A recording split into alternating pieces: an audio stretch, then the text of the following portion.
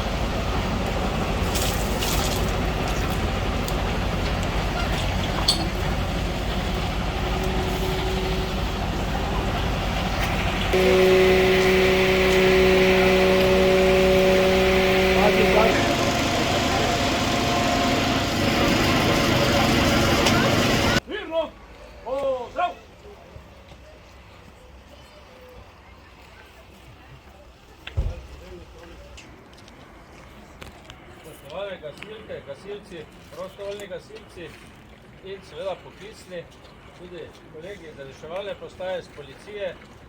Lepo pozdravljeni v imenu Gasilske zveze Maribor. Zelo sem vesel, da ste vajo uspešno opravili, seveda se tudi temu primerno odzvali v tem velikem številu in računamo na vas tudi v prihodnje.